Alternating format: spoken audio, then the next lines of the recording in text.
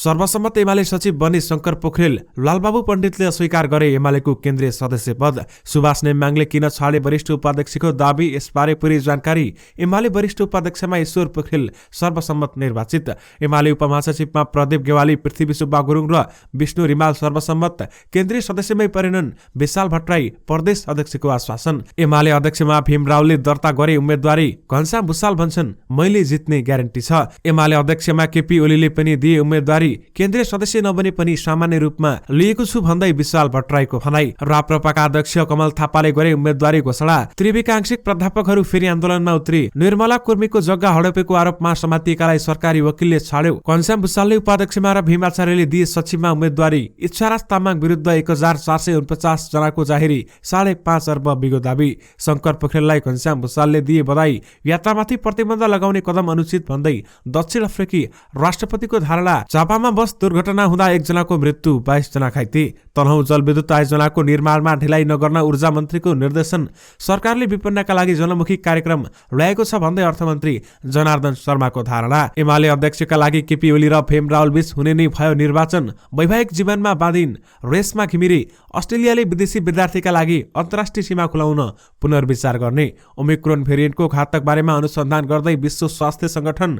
काठमाडौँ जिल्ला सभापतिमा प्रकाशमान र गगनको प्यानल नै विजयी। दर्शक महानुभावहरू नमस्कार। स्मार्ट खबरको न्यूज बुलेटिनमा यहाँहरूलाई हार्दिक स्वागत छ। म आर्यन न्यौपाने। सदाको चाहिँ तपाईहरु माझ हामी उपस्थित भइसकेका छौं आजका महत्त्वपूर्ण समाचारहरू लिएर। हामीलाई अन्तिमसम्म हेर्नुहोला अनि हाम्रो मेहनतका लागि यो भिडियोमा एउटा लाइक अवश्य गर्नुहोला। दर्शक महानुभाव, पल पलको न्यूज अपडेटका लागि हाम्रो च्यानललाई सब्स्क्राइब गरी नजिकै आउने बेल आइकनलाई क्लिक गर्नुहोला। कहाँबाट हेर्दै हुनुहुन्छ अनि कस्तो लाग्दैछ आफ्ना कुराहरू तलको कमेन्ट बक्समा कमेन्ट गर्नुहोला। दैनिक रूपमा हेर्नुहुन्छ भने रेगुलर भनेर लेख्नुहोला। आज पहिलो चोटि हो भने फर्स्ट टाइम भनेर लेखिदिनुहोला। दर्शक महानुभाव, देशभित्रबाट हेरिरहनु भएको छ भने आफ्नो गाउँ ठाउँ सहर अनि जिल्लाको नाम लेखिदिनुहोला। विदेशबाट हामीलाई हेरिरहनु भएको छ भने कुन देशबाट हेर्नु भएको छ त्यो कुरा पनि तलको कमेन्ट बक्समा कमेन्ट गर्नुहोला। आउनुहोस् दर्शक महानुभाव, आजका मुख्य समाचार सुरु गरौँ। सुभाष नेम्बाङले वरिष्ठ उपाध्यक्षको दाबी किन छाडे भन्ने प्रसङ्गबाट।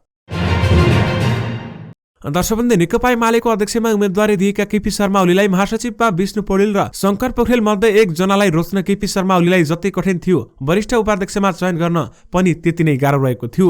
वरिष्ठ उपाध्यक्षका लागि निवर्तमान महासचिव ईश्वर पोखरेल र संसदीय दलका उपनेता सुभाष नेम्बाङ दावेदार थिए। केपी ओली पछिको नेता बन्ने होटमा पोखरेल र नेम्बाङको दूरी निकै बढेको थियो। पोखरेलले वकिलले पार्टी चलाउँछ भनेर आफ्नो अपमान गरेको भन्दै नेम्बाङले चुनाव लड्न अघि चुनौती मात्र दिएनन्, ओलीलाई तपाई बाहेक अरूलाई नेता नमान्ने सन्देश पनि पठाएका थिए। तर पदाधिकारी मध्ये त्यही वरिष्ठ उपाध्यक्ष, महासचिव र उपमहासचिवमा निर्विरोध भएको छ। केपी ओलीले सोमबार मध्यरातमा बन्द सत्रमा पेश गरेको प्रस्ताव अनुसार वरिष्ठ उपाध्यक्षमा ईश्वर पोखरेलको मात्र उम्मेदवारी परेको छ। वरिष्ठ उपाध्यक्षमा दावी गर्दै आएका नेम्बाङले उपाध्यक्षमा उम्मेदवारी दिएका छन्। पार्टीको आदेश र महाधिवेशनको म्यान्डेटलाई ध्यानमा राखेर उपाध्यक्षमा उम्मेदवारी दिएको नेम्बाङले बताएका छन्। वरिष्ठमा दावी गरेको होइन, सबैले उठ भनिरहेका छन्, त्यसैले चुनावमा उठ्नु पर्यो भनेर वरिष्ठ उपाध्यक्षमा उठ्नु भनेको थिए। तर त्यति बेला नै मैले भनेको थिएँ यो पार्टीका लागि यति बेला सर्वसम्मत नेतृत्व चयन अनिवार्य छ। केपी ओलीलाई अध्यक्षमा राखेर उहाँको वरिपरि सर्वसम्मत नेतृत्व चयन गर्नुपर्छ। तर त्यसो गर्ने प्रयास गर्दा गर्दै पनि निर्वाचन हुने परिस्थिति भयो भने शुभचिन्तकहरूको सल्लाहले म निर्वाचनमा जान्छु भनेको थिए भन्दै उनले बताएका छन्। मलाई लागेको कुरा अध्यक्षलाई भनेको छु, तर पार्टीको आदेश र महाधिवेशनको म्यान्डेटलाई ध्यानमा राखेर उपाध्यक्षमा उम्मेदवारी दिएको छु भन्दै सुभाष नेम्बाङले भनेका हुन्। नेकपा एमालेको उपमहासचिवमा प्रदीप गेवाली, पृथ्वी सुब्बा गुरुङ र विष्णु रिमाल सर्वसम्मत चुनिएका छन्।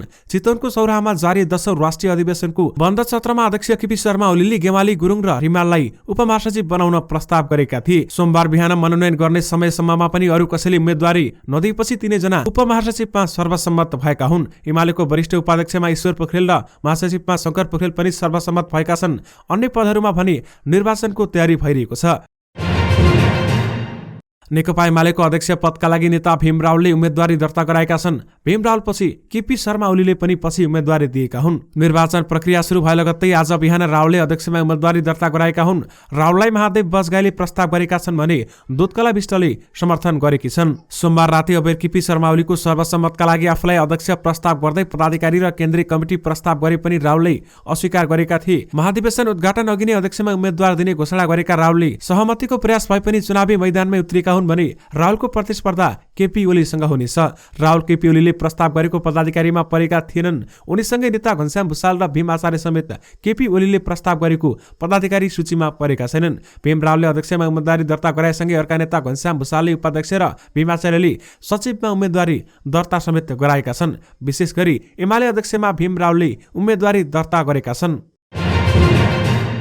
विश्व स्वास्थ्य संगठनले ओमिक्रोन भाइरसको घातकपन र यसले मानव स्वास्थ्यमा पर्ने क्षतिबारेमा अनुसन्धान हुन बाँकी रहेको बताएको छ। विश्व स्वास्थ्य संगठनले हालै अफ्रिकामा देखा परेको यो भाइरस मानिसबाट मानिसमा सजिलै सर्ने वा यसले मानव स्वास्थ्यमा क्षति गर्नेका विषयमा अनुसन्धान भइरहेको र अहिले नै यसको खतरनाकपन बारेमा स्पष्ट नभएको जनाइएको छ। दक्षिण अफ्रिकाको धेरै जनसङ्ख्या रहेको प्रान्त खाउतेङमा हालै नयाँ भेरिएन्ट देखिएको हो भने यहाँ गत 2 साता परीक्षणमा यो भेरिएन्टको विकास भएको बताइएको छ भने त्यसपछि यो भाइरस दक्षिण अफ्रिकामा अन्य प्रान्तमा पनि देखिएको छ। ओमिक्रोनलाई यसअघिको डेल्टा भाइरस भन्दा पनि खतरनाक र चिन्ताजनक भेरिएन्ट भनिएको छ। प्रारम्भिक प्रमाणले उक्त भेरिएन्टमा यसअघिका भाइरसहरू भन्दा पनि संक्रमणको जोखिम उच्च रहेको बताएको छ। विश्व स्वास्थ्य संगठनले दक्षिण अफ्रिकामा यो नयाँ भेरिएन्ट भेटिएको भनेको प्रान्तमा कोरोना भाइरसका कारण मानिस अस्पताल भर्ना हुनु बढिरहेको बताइएको छ भने तैपनि यो नयाँ भेरिएन्ट के कति मात्रामा कति घातक छ भन्ने बारेमा अझै अनुसन्धान भइ नसकेको जनाइएको छ। यो महिनाको सुरुमा दक्षिण अफ्रिकामा पत्ता लागेको यस भाइरस बारेमा गत बुधबार विश्व स्वास्थ्य संगठनलाई जानकारी गराइएको थियो भने सो भेरिएन्ट केही दिनअघि विश्वका कयौं देशमा फैलिरहेको बताइएको छ। बेलायतमा पनि यो नयाँ भेरिएन्ट देखिएको बताइएको थियो। त्यस्तै आइतबार पनि यो भेरिएन्ट क्यानाडामा पनि देखिएको बताइएको छ। विशेष गरी ओमिक्रोन भेरिएन्टको घातक बारेमा अनुसन्धान हुँदैछ भन्दै विश्व स्वास्थ्य संगठनले भनेको छ। नेकपा एमालेको अध्यक्षका लागि केपी शर्मा ओली र भीम रावल बीच निर्वाचन हुने भएको छ। सौराहामा जारी 10औं राष्ट्रिय महाधिवेशनको बन्द सत्र रोकेर दिनभर नेताहरूसँग छलफल गरेका केपी ओलीले रावललाई उपाध्यक्षमा बस्न आग्रह गरेका थिए। मध्यरातमा सुरु भएको बन्द सत्रमा 301 जना केन्द्रीय सदस्यको नाम प्रस्ताव गरेका केपी ओलीले अध्यक्ष मण्डलमा 19 जना पदाधिकारी बारेमा छलफल गरेका थिए। उनले अध्यक्ष मण्डलमै रहेका रावललाई उपाध्यक्ष बन्न प्रस्ताव समेत गरेका थिए, तर रावलले उनको प्रस्तावलाई अस्वीकार गरे। बन्द सत्रलाई सम्बोधन गर्दै केपी ओलीको एकताका लागि आफूले धेरै प्रयास गरेको बताएका छन्। असहमति र असन्तुष्टि हुनु स्वाभाविक भए पनि बाहिर लैजाने राम्रो नभएको भन्दै उनले भने, मैले धेरै पटक भीम रावललाई उपाध्यक्षको उम्मेद्वार बन्न आग्रह गरे तर सम्झाउन सकिन। महाधिवेशनको प्रतिनिधिहरूले ताली बजाए। लगत्तै ओलीले अघि भने, सिंगै हलले भनेको भन्दा बाहिर नजान भीम रावललाई आग्रह गर्दछु। तर रावलले लामो बहस गर्न चाहेनन् र अध्यक्षको उम्मेद्वार हुने बताए। रात गएर बिहान भयो कमरेडहरू सुत्नु पाउनु भएको छैन। उनले भनेका छन्, लामो बोल्दिन, मलाई फर्किन गाह्रो हुन्छ, अध्यक्षमा उम्मेद्वारी दिन्छु भन्दै उनले भनेका छन्। विशेष गरी एमाले अध्यक्षका केपी ओली र भीम रावल बीच निर्वाचन हुने भएको छ। दक्षिण अफ्रिकाका राष्ट्रपति सिरियल रामापोसाले कोभिड-19 को ओमिक्रोन भेरिएन्टका कारण यात्रामाथि लगाइएको प्रतिबन्धको निन्दा गरेका छन्। राष्ट्रपति रामापोसाले आफ्नो मुलुक र आफ्ना छिमेकीमाथि लगाइएको यात्रा प्रतिबन्धको आलोचना गरेका हुन् भने उनले यात्रा प्रतिबन्ध लगाउने विभिन्न मुलुकको कदम गलत भएको भन्दै तत्काल हटाउन समेत आग्रह गरेका छन्। हाम्रो मुलुक र हाम्रा दक्षिण अफ्रिकी छिमेकीहरूमाथि यात्रा प्रतिबन्ध लगाएका मुलुकहरूलाई तत्काल आफ्नो निर्णय फिर्ता लिन आह्वान गर्न चाहन्छु। ओमिक्रोन पत्ता लागेपछि पहिलो पटक राष्ट्रलाई सम्बोधन गर्दै रामापोसाले भनेका छन्, यात्रा प्रतिबन्ध वैज्ञानिक रूपमा अनुचित र विभेदकारी भएको पनि उनको भनाइरहेको छ। यसअघि दक्षिण अफ्रिकाको विदेश मन्त्रालयले नयाँ भेरिएन्ट पत्ता लगाएकोमा प्रशंसा गर्नुको साथ आफूलाई दण्डित गराएको बताएको थियो। विशेष गरी यात्रामाथि प्रतिबन्ध लगाउने कदम अनुचित भन्दै दक्षिण अफ्रिकी राष्ट्रपतिले भनेका छन्। चितवनमा जारी नेकपा एमालेको जारी 10औं राष्ट्रिय महाधिवेशनमा घनश्याम भुसालले उपाध्यक्ष र भीमाचार्यले सचिव पदमा उम्मेदवारी दर्ता गराएका छन्। पार्टी अध्यक्ष केपी शर्मा ओलीले आइतबार राति बन्द सत्रमा प्रस्तुत गरेको पदाधिकारी र केन्द्रीय समिति सदस्यहरूको नामावलीमा असन्तुष्ट भएकाहरूले उम्मेदवारी दर्ता गर्ने क्रम जारी रहेको छ। यसै क्रममा अध्यक्ष पदमा भीम रावलको उम्मेदवारी पनि दर्ता भएको छ। केपी ओलीले अध्यक्ष मण्डलको तर्फबाट सहमतिका लागि भन्दै 19 सदस्यीय पदाधिकारी प्रस्ताव गरेका थिए। नवौं महाधिवेशनबाट उपाध्यक्षमा विजय रावल, उपमहासचिवमा भुसाल र सचिव आचार्यको नाम पदाधिकारीको टिममा परेको थिएन। आफूलाई अध्यक्षका रूपमा प्रस्तुत गरेका ओलीले वरिष्ठ उपाध्यक्षमा ईश्वर पोखरेललाई प्रस्ताव गरेका थिए। यसैगरी उपाध्यक्षमा युवराज गेवाली, अष्टलक्ष्मी स्वाक्य, सुरेन्द्र पाण्डे, रामबहादुर थापा बादल, विष्णु पौडेल र सुभाष चन्द्र नेम्याङ प्रस्तावित रहेका छन्। महासचिवमा शङ्कर पोखरेल र उपमहासचिवमा प्रदीप गेवाली, पृथ्वी सुब्बा गुरुङ र विष्णु रिमाललाई ओलीले प्रस्ताव गरेका छन्। 7 सचिवमा टोपबहादुर रायमाझी, छविलाल विश्वकर्मा, रघुवीर महासेठ, लेखराज भट्ट, योगेश भट्टराई, गोकर्ण विष्ट र पद्मा अरालको नाम प्रस्तुत भएको थियो। विशेष गरी घनश्याम भुसालले अध्यक्षमा र भीमाचार्यले सचिवमा उम्मेदवारी दिएका छन्। नेकपा एमालेका नेता घनश्याम भुसालले पार्टीभित्र सिद्धान्त जिउँदो छ भन्ने कुराको सशक्त हस्तक्षेप जारी रहेको भनेर आफूले उपाध्यक्ष पदमा उम्मेदवारी दिएको बताएका छन्। उनले आफूले जित्ने ग्यारेन्टी भएको समेत दावी गरेका छन्। सौराहामा सोमबार बिहान उम्मेदवारी दर्ता गराएपछि पत्रकार सम्मेलन गर्दै भुसालले भनेका छन्, पार्टीभित्र सिद्धान्त जिउँदो छ, पार्टीभित्र मक्सरवाद जिउँदो छ, विचार जिउँदो छ भन्ने कुराको सशक्त हस्तक्षेप जारी छ भनेर मैले उपाध्यक्षमा उम्मेदवारी दिएको छु। उनले अगाडि भनेका छन्, कहीँ पार्टीले गल्ती गरिहाल्यो भने पार्टीलाई सुधार्ने पनि कार्यकर्ताको लामो परम्परा रहेको छ। त्यो परम्परा नै मैले जित्ने कुराको ग्यारेन्टी हो। पार्टीमा गल्तीहरू हुँदै आएको र गल्तीका अरू सम्भावनाहरू पनि रहेको भन्दै नेता भुसालले त्यसलाई रोक्ने पनि आफ्नो उम्मेदवारी जरुरी रहेको तर्क गरेका छन्। भुसालले लामो व्याख्या गर्दै पार्टीका गल्तीका प्रशस्त सम्भावनाहरू छन्, अहिले पनि गल्ती हुँदैछ, एउटा एकीकृत पार्टी किन फुट्यो त्यसबारेमा हामीले बेखबर भएर हिँडेका छौँ, त्यत्रो संसारमा हामीले एउटा मोडल देखाउन सक्ने सम्भावना कसरी बिगार्यौं भन्दै उनले बताएका हुन्। विशेष गरी मैले जित्ने ग्यारेन्टी छ भन्दै घनश्याम भुसालले भनेका छन्। नेकपा एमालेका अध्यक्ष केपी शर्मा ओलीले सहमतिका लागि प्रस्ताव गरेका 301 केन्द्रीय सदस्यमा नव महाधिवेशनबाट निर्वाचित अधिकांश समेटिँदा विशाल भट्टराई भनी नपरेको बताइएको छ। प्रतिनिधि सभामा एमाले प्रमुख सचेतक समेत रहेका विशाल भट्टराई ओलीका विश्वासपात्र मानिन्थे। 10औं महाधिवेशनमा पनि ओलीलाई सर्वसम्मत बनाउन उनले लबिङ गरेका थिए। तर पदाधिकारीमा आकांक्षा राखेका भट्टराई ओलीले आइतबार मध्यरातमा बन्द सत्रमा प्रस्ताव गरेको केन्द्रीय सदस्यहरूको सूचीमा परेनन्। सूचीमा नाम नभएकाहरूले उम्मेदवारी दिन पाउँछन्, भट्टराईले उम्मेदवारी पनि दिएनन्। स्रोतका अनुसार भट्टराईले नेताहरूसँग केन्द्रीय कमिटीमै नराख्दा अपमान महसुस भएको बताएका छन् भने केपी ओली सहितका नेताहरूले भने उनलाई प्रदेश अध्यक्षको आश्वासन दिएका छन्।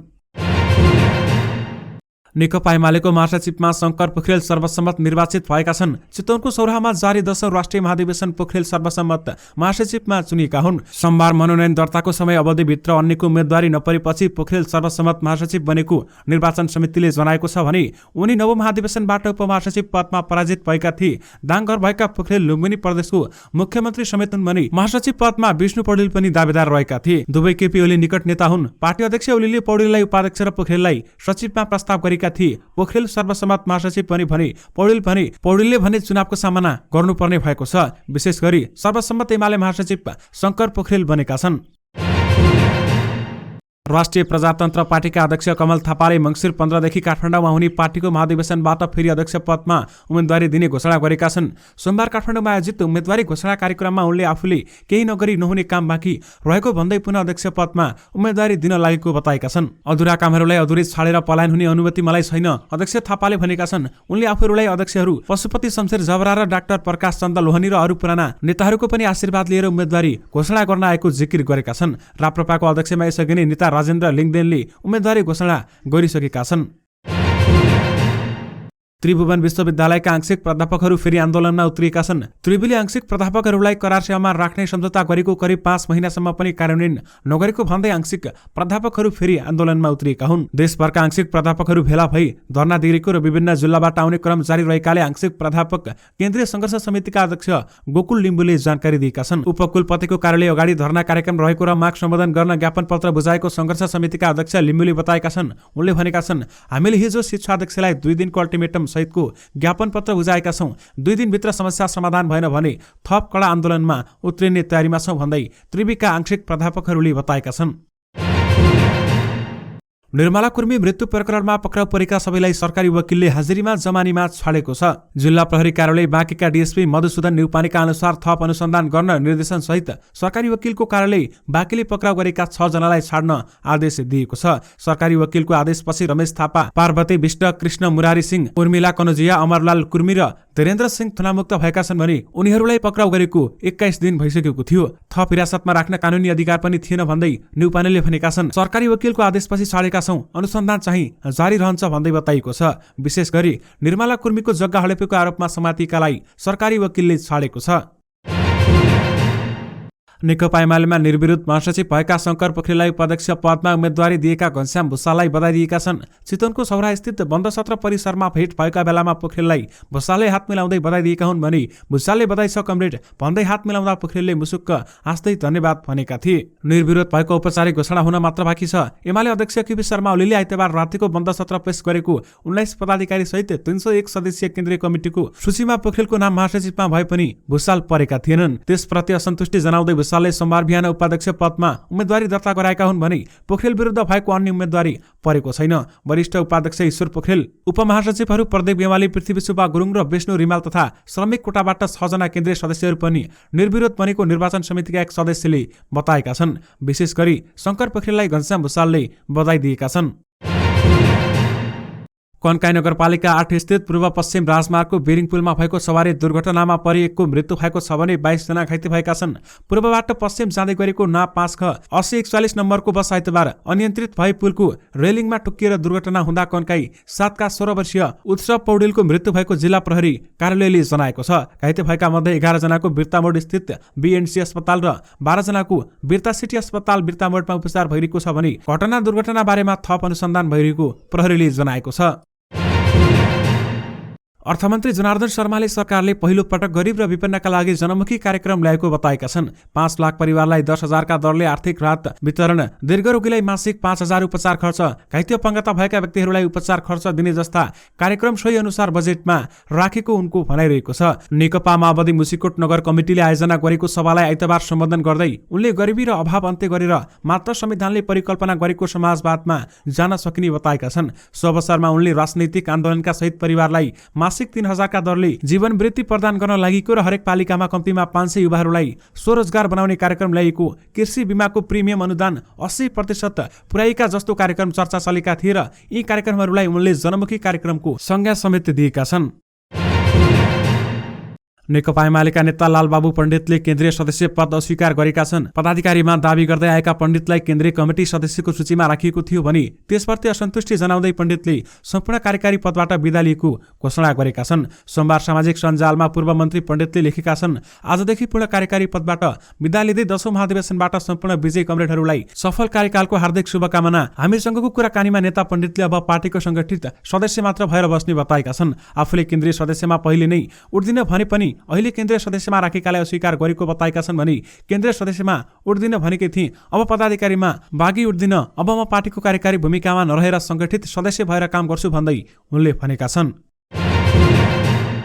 नेकपा एमालेको वरिष्ठ उपाध्यक्षमा ईश्वर पोखरेल सर्वसम्मत निर्वाचित भएका छन्। आइतबारसम्म वरिष्ठ उपाध्यक्षमा दावी गर्दै आएका सुभाष चन्द्र नेम्बाङको समेत उम्मेदवारी नपरेपछि पोखरेल सर्वसम्मत वरिष्ठ उपाध्यक्ष भएका हुन्। आइतबार नेम्बाङले पोखरेललाई नेता नमान्ने सन्देश अध्यक्ष केपी शर्मा ओली समक्ष पठाएका थिए। वरिष्ठ उपाध्यक्षमा दावी गरेका नेम्बाङलाई केपी ओलीले उपाध्यक्षको सूचीमा राखेका छन्। अध्यक्ष केपी शर्मा ओलीले पार्टीको 10औं महाधिवेशन अन्तर्गत आइतबार रातिको बन्द सत्रमा पोखरेललाई वरिष्ठ उपाध्यक्ष प्रस्ताव गरेका थिए भने सहमतिका लागि भन्दै 19 पदाधिकारीको प्रस्ताव प्रस्तुत गरेका ओलीले यदि कसैलाई चित्त नबुझेको भए त्यसै अनुसार उम्मेदवारी दर्ता गर्न नेताहरूलाई आग्रह गरेका थिए भने तर तोकेको समय अवधिभित्र वरिष्ठ उपाध्यक्ष पदमा अरूको उम्मेदवारी परेको छैन। यसैगरी नेकपा एमालेको महासचिवमा शंकर पोखरेल पनि सर्वसम्मत चुनिएका छन्। नायिका तथा मोडेल रेशमा घिमिरे वैवाहिक जीवनमा बाँधेकी छन्। सोमबार उनले अमेरिकामा बस्दै आएका प्रभात बाबुसँग विवाह गरेकी हुन्। रेशमा र प्रभातको विवाह समारोह विराटनगरको एक रिसोर्टमा चलिरहेको छ भने उनीहरूको बिहेमा आफन्त, परिवार, साथीभाइ र केही चलचित्र कर्मीको मात्र उपस्थिति रहेको छ। नायिका वर्षा राउत रेशमालाई शुभकामना दिन विराटनगर पुगेकी थिइन् भने वर्षा र रेशमा नजिकका साथी रहेका छन्। रेशमाले गत वर्ष अमेरिकामा रहेका प्रभातसँग इन्गेजमेन्ट गरेकी थिइन्। इन्गेजमेन्ट गरेका 1 वर्षपछि उनीहरू विवाह बन्धनमा बाँधिएका हुन्। ऊर्जा मन्त्री पम्फा भुसालले सोमबार निर्माणाधीन 140 मेगावाट जडित क्षमताको तनहुँ जलविद्युत आयोजनाको स्थलगत निरीक्षण भ्रमण गरेकी छन् भने मन्त्री भुसालले नदी फर्काउने, बाँध लगायतका पहिलो प्याकेजका संरचना, निर्माण स्थल र निर्माणाधीन भूमिगत विद्युत गृह, टेलरेस, सुरुङ लगायतका संरचनाको निरीक्षण गरेकी छन्। मन्त्री भुसालले सरकारी तहबाट निर्माण भइरहेको जलाशययुक्त आयोजनाको काममा विलम्ब नगरी तोकिएकै समयमा सम्पन्न गर्न निर्देशन दिएका छन् भने कुलेखानी बाहेकका सञ्चालनमा रहेका सबै आयोजनाहरू नदीको भावमा आधारित भएकाले हितमा उत्पादन गर्दा मुलुक भित्रको माग धान्न अझै पनि विद्युत आयात गर्नुपर्ने र बर्खामा खपत गर्न नसकी खेर फाल्नुपर्ने अवस्था छ भने भुसालले निर्देशन दिँदै भनेकी छिन्, यस्तो अवस्थामा अन्त्यका लागि रणनीतिक महत्त्वका जलवाष्पयुक्त र तनहुँ आयोजनाको निर्माण स्रोत साधन, स्थानीय समस्या लगायतका कारणले ढिलाइ हुँदैन, तोकेकै समयमा र लागतमा सम्पन्न गर्नुपर्छ भन्दै बताइएको छ। विशेष गरी तनहुँ जलविद्युत आयोजना निर्माणमा ढिलाइ नगर्न ऊर्जा मन्त्रीले निर्देशन दिएकी छिन्। नयाँ कोरोना भेरिएन्ट ओमिक्रोन संक्रमित फेला परेपछि अस्ट्रेलियाले दक्ष आप्रवासी र विदेशी विद्यार्थीका लागि अन्तर्राष्ट्रिय सीमा खुला गर्ने निर्णय पुनर्विचार गर्ने भएको छ। अस्ट्रेलियाका प्रधानमन्त्री स्कट मेरिसनले दक्ष आप्रवासी र विद्यार्थीका लागि पुनः सीमा खुला गर्ने योजनाको समीक्षा गरिने बताएका हुन्। हामीले उपयुक्त सूचनाका आधारमा सोचबुझ र विवेकपूर्ण निर्णय गर्दै कदम चाल्नेछौँ, नाइज न्युजसँग सोमबार कुरा गर्दै मेरिसनले भनेका छन्। आज बस्न लागेको राष्ट्रिय सुरक्षा समितिको बैठकमा डिसेम्बर 1 अर्थात् बुधबारदेखि सीमा खुकुलो पार्ने निर्णय बारेमा छलफल हुने मेरिसनको भनाइ थियो भने उनले मंगलबार सबै राज्य र क्षेत्रका नेताहरूको बैठक बस्ने समेत जानकारी गराएका छन्। नेपाली कांग्रेस काठमाडौँमा प्रकाश मान सिंह र गगन थापाको समूह विजय भएको छ। यो समूह प्यानल नै विजय भएको हो भने सभापतिमा कृष्ण बनिया सबुज 1157 मत ल्याएर विजय भएका हुन्। उपसभापतिमा गोकर्ण केसी 1922 मत पाएर विजय हुँदा सचिवमा इन्द्रबहादुर झापा 1115 मत पाएर विजय भएका छन् भने सचिवमा अमिता प्रधान 2066 मत ल्याएर विजयी भएकी छिन्। विशेष गरी काठमाडौँ जिल्ला सभापतिमा प्रकाश मान र गगन थापाको प्यानल नै विजयी भएको छ। दर्शकवृन्दसँगै तपाईहरुमा आजका सबै मुख्य समाचारहरू राखिसकेका छौं। फेरि पनि तपाईहरुमा नयाँ रिपोर्टहरूको साथमा उपस्थित हुने नै छौं। अहिलेलाई भने मलाई बिदा दिनुस्। नमस्कार।